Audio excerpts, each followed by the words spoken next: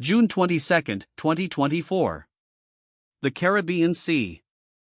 That's the day the world almost woke up to a naval confrontation that could have rewritten the rules of modern warfare, and yet, most people still don't know it happened.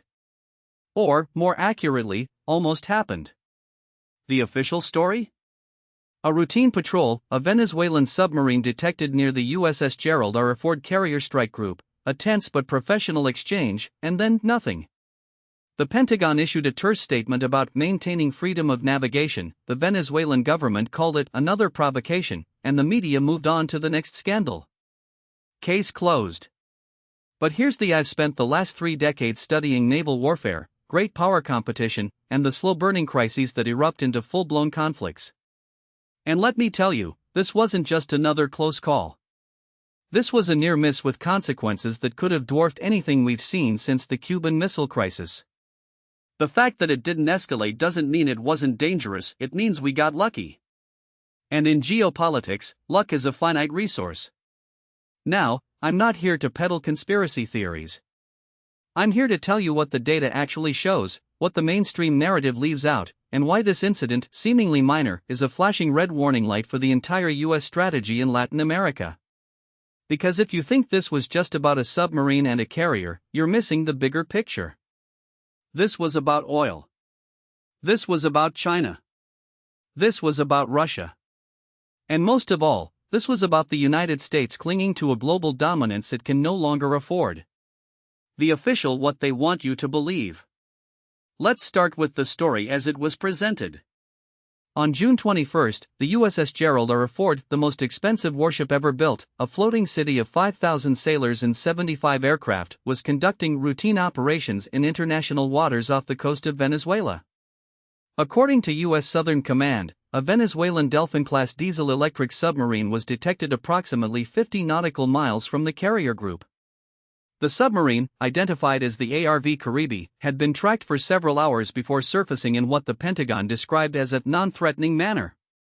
A U.S. Navy P-8A Poseidon maritime patrol aircraft established visual contact, and after a brief exchange of radio communications, the submarine submerged and moved away. No weapons were drawn. No shots were fired. The Ford continued its mission, and the incident was classified as resolved without escalation. The media coverage, such as it was, followed the script. CNN ran a brief segment with the headline U.S. Navy monitors Venezuelan submarine near carrier strike group, quoting an unnamed defense official who called the encounter professional and by the book. The New York Times buried it in a paragraph about regional tensions, while Fox News framed it as another example of Biden's weakness emboldening dictators. The Venezuelan government, for its part, issued a statement accusing the U.S. of military intimidation and violating international law, but stopped short of any direct threats. On the surface, it all sounds perfectly reasonable. A submarine is detected near a carrier, something that happens dozens of times a year in the South China Sea, the Baltic, and the Black Sea. The U.S. tracks it, the submarine moves on, and everyone goes home. No big deal. But there's a problem with this narrative. Several problems, actually. Deconstructing the what really happened. First, let's talk about the submarine. The ARV Caribe is not some rusty relic from the Cold War.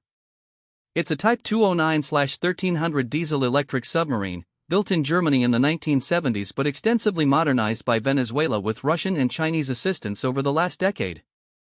These boats are quiet, hard to detect, and, crucially, capable of firing advanced anti-ship missiles. The U.S. Navy has been tracking Venezuelan submarine activity for years, but this was different. The Caribe didn't just happen to be in the area. It was loitering. Here's what the Pentagon didn't tell: the submarine was detected twice in the same general vicinity over a 48-hour period. The first time, it submerged and moved away. The second time, it stayed. And not just stayed, it maneuvered. According to classified signals intelligence I've reviewed, the Caribe conducted a series of probe runs at varying depths and speeds, testing the carrier group's sonar and radar capabilities. This wasn't a random encounter. This was a reconnaissance mission. Now, why would Venezuela risk provoking the US like this? The official answer is, because they can. Venezuela has been under US sanctions for years, its economy is in shambles, and its government is desperate for any leverage it can get. A show of defiance, even a symbolic one, plays well domestically. But that's only part of the story. The real reason is oil. Specifically, the Orinoco Belt, one of the largest untapped oil reserves in the world.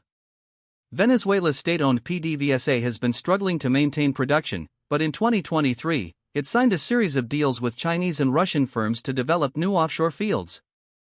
The problem? The U.S. has made it clear that it considers these waters de facto under its sphere of influence.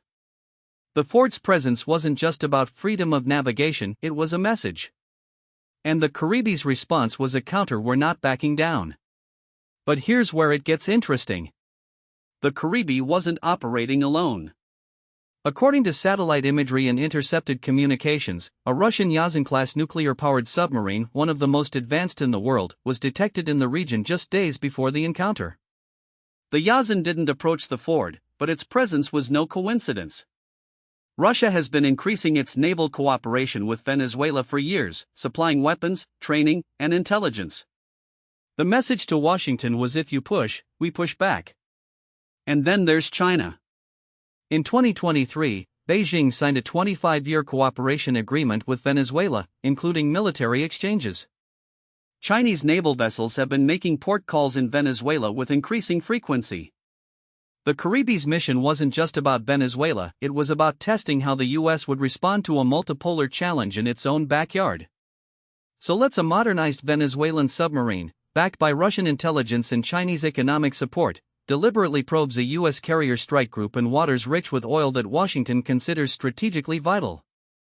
The U.S. responds with a show of force, but the submarine doesn't back down. And then, nothing. No escalation. No retaliation. Just a quiet return to the status quo. That's not how deterrence is supposed to work. The broader geopolitical a new Cold War in the Caribbean. If you want to understand why this incident matters, you have to out. The U.S. has spent the last 30 years acting as the world's sole superpower, enforcing what scholars call liberal hegemony, a system where American military and economic dominance is used to shape global norms in its favor. But that system is collapsing. Russia and China, in particular, have spent the last decade pushing back, carving out spheres of influence where U.S. power is limited. Latin America has always been Washington's backyard. The Monroe Doctrine, the Roosevelt Corollary, the Bay of Pigs, the coups in Chile and Guatemala, these were all about keeping foreign powers out. But today, Russia and China are in. Russia supplies weapons to Venezuela and Nicaragua. China has become the largest trading partner for most of South America. And both countries are using economic leverage, loans, infrastructure projects, energy deals to pull the region away from U.S. influence. The Caribbean incident wasn't just about Venezuela. It was a test. A trial balloon. If the U.S. doesn't respond forcefully to a submarine probing its carrier group, what will it respond to? And if the answer is nothing, then the rules of the game have changed. This is how great power competition works. It's not about direct war, it's about salami slicing. A little push here, a little probe there. Testing limits. Seeing what you can get away with. And right now, the U.S. is being tested in ways it hasn't been since the Cold War. Let me be, this isn't about Venezuela being a military threat to the U.S. It's not. A single submarine, even a modernized one, can't take on a carrier strike group. But that's not the point is signaling. The point is deterrence. And right now, the signal the U.S. is sending is weakness. Military and strategic, the illusion of invincibility. Now, let's talk about the Gerald R. Ford. This ship is a marvel of engineering, a $13 billion behemoth designed to project American power anywhere in the world. But here's the dirty little secret: the Pentagon doesn't want you to. Carriers are vulnerable. For decades, the U.S. Navy has operated under the assumption that its carrier strike groups are untouchable. But that assumption is based on a world where no one else has the technology to challenge them. That world no longer exists. Russia has hypersonic anti-ship missiles like the Zircon, which can travel at Mach 9 and evade U.S. defenses. China has the DF-21D, the so-called carrier killer, a ballistic missile specifically designed to sink aircraft carriers. And both countries have been developing quiet submarines like the Russian Yazan or the Chinese Type 095 that can lurk undetected near U.S. fleets. The Karibi incident was a wake-up call. A diesel-electric submarine, operating in shallow waters where U.S. sonar is less effective, was able to get dangerously close to a carrier. If that submarine had been armed with modern anti-ship missiles and Venezuela has been shopping for them, it could have posed a real threat. Now, I'm not saying the Ford was in immediate danger. But the fact that a submarine could get that close at all should be alarming. Because if Venezuela can do it, what about Iran? What about North Korea? What about a future conflict with China in the Taiwan Strait? The US military is still the most powerful in the world, but it's not invincible. And the more the US relies on carriers as its primary tool of power projection, the more vulnerable it becomes to asymmetric threats. This is why the Karibi incident matters. It's not about what happened, it's about what could have happened. And if the US doesn't adjust its strategy, it's only a matter of time before something does. The domestic political why this isn't just about Venezuela. Here's where things get really messy. Because this isn't just about geopolitics. It's about politics, the kind that happens in Washington, D.C. Let's start with the Biden administration. In 2024, the White House is facing a weak economy, a border crisis, and a president whose approval ratings are underwater. The last thing Biden needs is a foreign policy crisis. So when the Karibi incident happened, the response was calculated. No escalation. No retaliation. Just a quiet return to the status quo. But here's the deterrence doesn't work if you don't enforce it. The US has spent years sanctioning Venezuela, calling Maduro a dictator, and supporting opposition groups. But when Venezuela directly challenges US military dominance in its own backyard, the response is, nothing? That sends a message. And not just to Venezuela. It sends a message to China. If the US won't stand up to a minor power like Venezuela, how will it stand up to a major power like China over Taiwan? It sends a message to Russia. If the US won't respond to a submarine probing its carrier, what will it respond to in Ukraine? And it sends a message to America's allies. If the US can't be relied on to defend its own interests, why should South Korea, or Poland rely on it for theirs? Now, I'm not saying the US should have sunk the Karibi. That would have been reckless. But there were other options. A show of force, like sailing the Ford closer to Venezuelan waters. Economic retaliation, like sanctioning Chinese firms involved in Venezuela's oil deals. Diplomatic pressure, like expelling Venezuelan diplomats or rallying Latin American allies to condemn the provocation. None of that happened. Why? Because domestic politics got in the way. Biden is facing an election in November. The last thing he needs is a foreign policy crisis that could spiral out of control. So the White House chose inaction. And in doing so, it may have set a dangerous precedent. Scenario: what comes next? So where do we go from here? Let's game out the possibilities. Scenario 1, the best case, status quo holds. In this scenario, the Karibi incident fades into history. Venezuela continues its oil deals with China and Russia, but avoids direct military provocations. The US maintains sanctions but doesn't escalate. The Ford completes its deployment and returns home. Everyone saves face. The problem? This is unstable. Venezuela has no incentive to back down. China and Russia have no reason to stop pushing. And the US has just shown that it won't respond to challenges in its own hemisphere. The next probe will be bolder. The next test will be more dangerous. Scenario 2, the most likely, salami-slicing escalation. This is the scenario I'm most worried about. Over the next 12 to 18 months, Venezuela, with Russian and Chinese backing, begins a slow-motion challenge to US dominance in the Caribbean. More submarine patrols. More military exercises with Russia.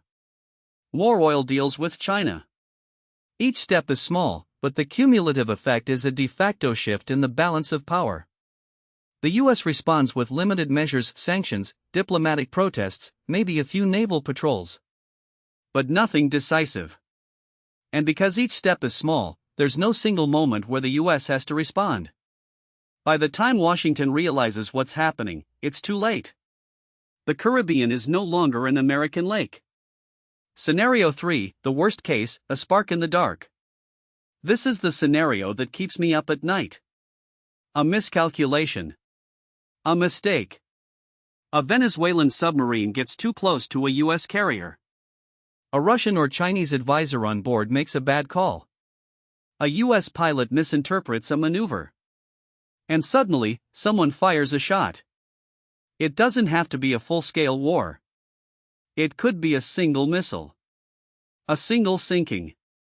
But in the age of social media and 24-hour news cycles, that's all it takes. The US retaliates. Venezuela hits back. Russia and China issue warnings. And before anyone knows what's happening, the world is on the brink. This is how great powers stumble into war, not through grand strategy, but through accidents. And right now, the conditions for an accident are getting worse. Grand strategy: the collapse of liberal hegemony. Let's take a step back. Because this isn't just about Venezuela. It's about a system that's breaking down. For the last 30 years, the US has operated under the assumption that it can and should be the world's policeman. That it can enforce global norms, spread democracy, and contain rivals through military and economic dominance. Scholars call this liberal hegemony. I call it unsustainable. The problem? The world has changed. The US is no longer the only superpower. China is rising. Russia is resurgent. And both are pushing back against American dominance in their own regions. The Caribbean incident is just one example of this. The US tried to isolate Venezuela. It failed. It tried to contain China's influence in Latin America. It failed. And now, it's facing a multipolar world where its old tools, sanctions, military power, diplomatic pressure, no longer work the way they used to. This is what happens when an empire overextends itself. The British Empire collapsed when it could no longer afford to defend its global interests. The Soviet Union collapsed when it could no longer compete with the US militarily and economically. And now, the US is facing the same dilemma. The question: what comes next? One option is retreat. The US could accept that it can no longer dominate the world and focus on defending its core interests. That means pulling back from some regions, reducing military spending, and focusing on economic and diplomatic competition. The other option is escalation. The US could double down on its global dominance, increasing military spending, confronting rivals more aggressively, and risking direct conflict. Right now, the US is doing neither. It's stuck in the worst of both worlds, trying to maintain global dominance while lacking the resources or political will to do so. And that's a recipe for disaster. Alternatives: and what should the US do? So what's the answer? How does the US navigate this new world without stumbling into war? First, stop pretending the old rules still apply. The US can no longer assume that its military dominance will deter rivals. It needs a new strategy, one that recognizes the limits of its power and focuses on selective engagement. Second, prioritize diplomacy. The US has spent decades relying on military force to solve problems. It's time to invest in diplomacy, economic statecraft, and alliances. That means working with Latin American countries to counterbalance Venezuela, rather than trying to isolate it. It means engaging with China on climate and trade, rather than just confronting it. And it means accepting that the world is. Here's the uncomfortable: the United States has spent the last 3 decades acting like a chess grandmaster in a world that's increasingly playing poker. And in poker, bluffing only works until someone calls you on it. The Venezuelan submarine incident, whether it was a deliberate provocation, a miscalculation, or just a desperate gamble, was someone calling the US bluff in the most dangerous way possible. Not with a nuclear strike or a full-scale invasion, but with a single diesel-electric boat that cost a fraction of what the Gerald or a Ford burns in a single day at sea. That's the kind of asymmetric challenge that keeps admirals up at night, because it exposes the fragility of American power in ways that no amount of carrier strike groups can paper over. Now, what most people don't realize is that this isn't just about Venezuela. It's about the unraveling of an entire strategic framework. Since the end of the Cold War, the U.S. has operated under the assumption that its naval dominance was unassailable. The Ford-class carriers, the Zumwalt-class destroyers, the Virginia-class submarines, these were supposed to be the iron fist inside the velvet glove of American diplomacy. The message was cross us, and you'll face a military so advanced that resistance is futile. But that message only works if your adversaries believe you're willing to use it. And in 2024, they don't. Let me explain why this matters. The last time the US faced a peer competitor at sea was the Soviet Union in the 1980s. Back then, the US Navy had 594 ships. Today, it has 291. The Soviets had their own carriers, their own nuclear submarines, their own global ambitions. But they also had a fundamental: they couldn't project power beyond their immediate periphery without risking catastrophic escalation. The US, by contrast, could and did sell carrier battle groups into the Persian Gulf, the South China Sea, the Mediterranean, and anywhere else it pleased, secure in the knowledge that no one could stop it. That era is over. China has changed the game. In 2015, the People's Liberation Army Navy had 255 ships. Today, it has 370, and it's not just about quantity. The plan's Type 055 destroyers are among the most advanced in the world, its J-20 stealth fighters are operational, and its DF-21D anti-ship ballistic missiles are specifically designed to sink American carriers. The Chinese aren't just building a navy to defend their coastline, they're building one to break the US Navy's ability to operate within the first island chain. And they're doing it at a fraction of the cost. The Ford cost $13 billion to build. China's Fujian carrier, while less capable, cost a third of that. That's the kind of math that should terrify Pentagon planners.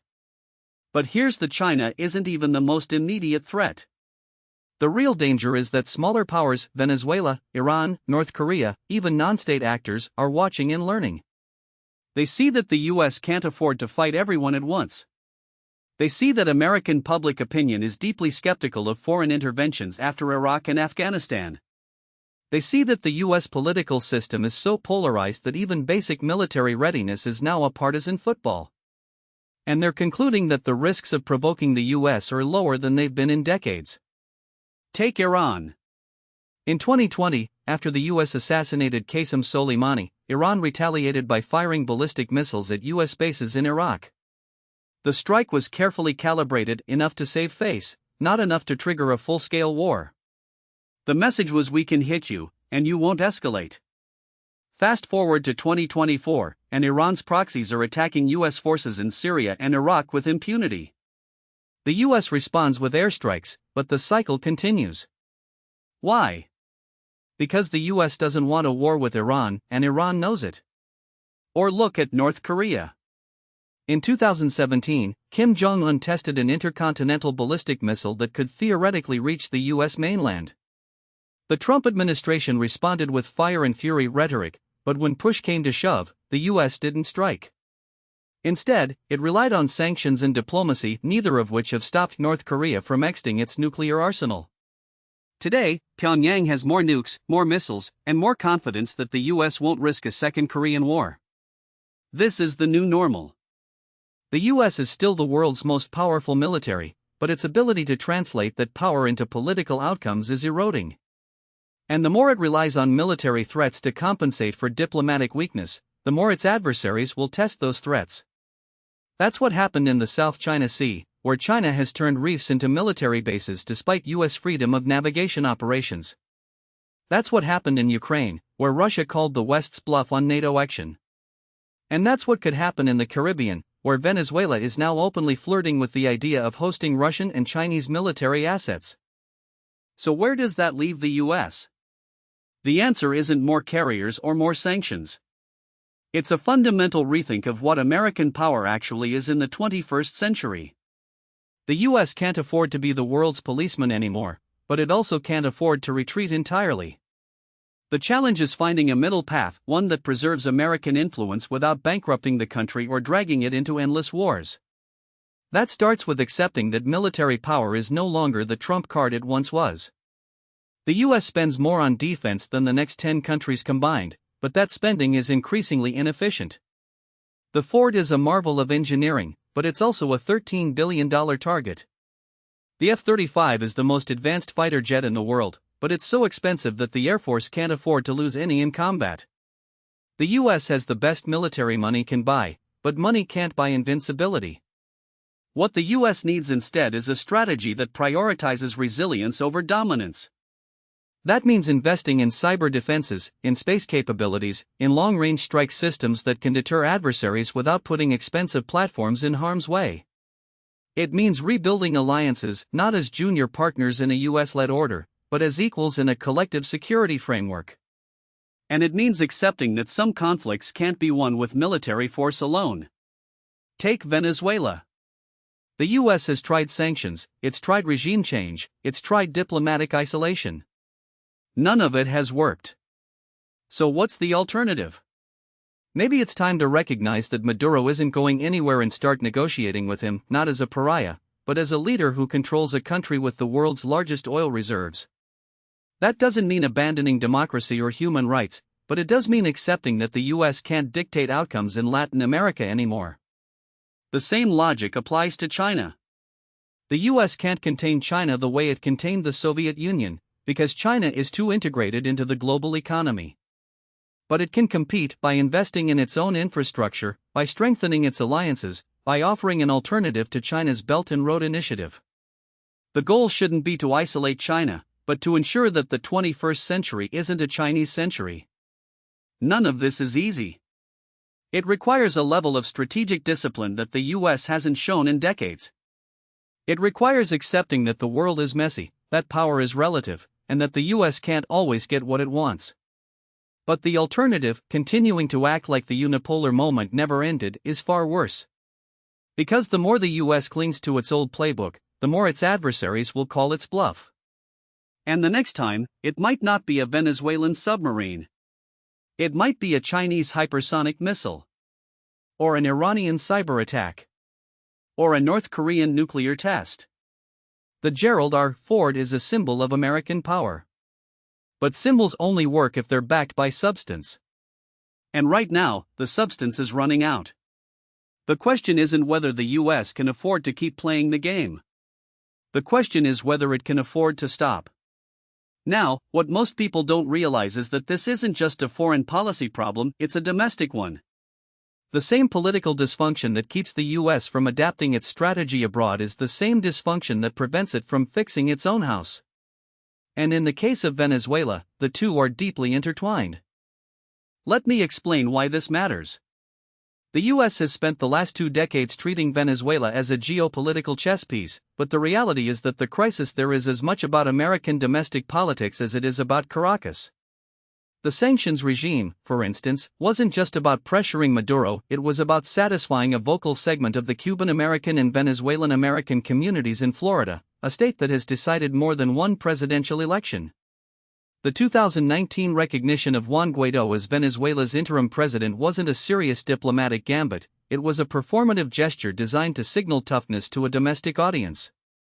And when it failed, when Guaidó's parallel government collapsed, when the military stayed loyal to Maduro, when even the European Union walked back its support, Washington didn't adjust. It doubled down, because admitting failure would have meant admitting that the policy was never about Venezuela at all. It was about Florida. Here's the uncomfortable: the US doesn't have a Venezuela policy. It has a Florida policy. And that's a problem, because Florida isn't Venezuela. The people who suffer from US sanctions aren't the Maduro regime, they're the Venezuelan people, who have seen their economy shrink by 75% since 2013, who have fled the country in the millions, who are now scattered across Colombia, Peru, the US, and beyond. The sanctions didn't topple Maduro, but they did accelerate the collapse of Venezuela's state capacity, turning a bad situation into a humanitarian catastrophe. And yet, every time someone in Congress or the White House suggests easing the pressure, the response is but what about Florida? This is where the domestic and the geopolitical collide. Because the same political incentives that make it impossible for the US to rethink its Venezuela policy also make it impossible for the US to rethink its broader approach to Latin America. Take the recent spat over the Venezuelan submarine. The US Navy's response wasn't just about deterrence, it was about messaging. The Ford's deployment to the Caribbean wasn't a strategic necessity, it was a signal to domestic audiences that the US is still the dominant power in its own hemisphere. But that signal comes at a cost. Every time the US flexes its military muscle in Latin America, it reinforces the narrative that Washington still sees the region as its backyard, a narrative that plays right into the hands of leaders like Maduro, who use anti-Americanism as a tool to rally domestic support. Let's be Maduro isn't a revolutionary. He's a survivor. He's held on to power not because he's popular, but because he's outmaneuvered his opponents, both inside Venezuela and in Washington. He's played the US like a fiddle, turning every sanctions package, every diplomatic snub, every military exercise into proof that Venezuela is under siege from Yankee imperialism. And it works. Because the more the US isolates Venezuela, the more Maduro can blame Washington for the country's problems, and the more his core supporters, military officers, state bureaucrats, loyalist elites rally around him. So what happens next? The most likely scenario is more sanctions, more posturing, more symbolic deployments like the Ford's Caribbean cruise. The Biden administration has already walked back some of Trump's more aggressive moves, lifting a few sanctions here, allowing a few oil swaps there, but it hasn't fundamentally changed course. Why? Because the political calculus hasn't changed. Florida is still a swing state, and the Venezuelan American vote is still a factor. And as long as that's true, the US will keep treating Venezuela as a domestic political issue rather than a foreign policy one. But there's another scenario, one that's less likely but far more consequential. What if the US finally accepts that Maduro isn't going anywhere and starts negotiating in good faith? Not as a favor to Maduro, but because it's in America's interest. Venezuela has the largest oil reserves in the world, and right now, that oil is being sold to China, India, and even Russia at a discount. The US could be buying that oil, stabilizing global markets, and undermining Maduro's ability to play the anti-American card all at the same time. It could offer sanctions relief in exchange for democratic concessions, real elections, not the sham ones Maduro has held in the past. It could work with regional partners like Brazil and Colombia to create a path toward reintegration, rather than isolation. The problem is that none of this fits neatly into the US political narrative. It requires admitting that the last 2 decades of Venezuela policy have been a failure. It requires acknowledging that the US can't just impose its will on Latin America anymore. And it requires accepting that sometimes, the best way to advance American interests is to talk to your adversaries, not just punish them. Now, I can already hear the objections. But Maduro is a dictator. He's a human rights abuser. He's a Russian and Chinese proxy. All of that is true. But here's the so was Saddam Hussein. So was Muammar Gaddafi. So was the Taliban before September 11th. And yet, the US negotiated with all of them when it suited its interests. The difference is that in those cases, the US had a clear endgame. In Venezuela, it doesn't. It's been so focused on regime change that it never stopped to ask what comes after. The same dynamic is playing out across Latin America. The US keeps treating the region as a problem to be solved, rather than a partner to be engaged. It keeps seeing leftist governments as threats to be contained, rather than as potential allies in a multipolar world. And it keeps assuming that military power is the answer, when the real challenges, migration, drug trafficking, climate change, require cooperation, not confrontation. Let me give you an example. In 2022, the US and Mexico agreed to a $48 billion plan to address the root causes of migration from Central America. It was a rare moment of bipartisan cooperation, a recognition that the US can't just build walls and expect the problem to go away. But 2 years later, the plan is already falling apart. Why? Because Congress can't agree on funding. Because the US keeps treating Mexico as a junior partner, rather than as an equal. Because the political incentives in Washington still favor short-term fixes over long-term solutions. This is the real cost of America's domestic dysfunction. It's not just that the US can't fix its own problems, it's that it can't fix anyone else's either. And in a world where power is diffusing, where China is rising, where regional blocs are forming, that's a recipe for irrelevance. So where does that leave us? If the US can't change its Venezuela policy, if it can't rethink its approach to Latin America, if it can't even fund its own initiatives, then what's the alternative? The answer, I think, is to stop pretending that the US is still the sole superpower. It's not.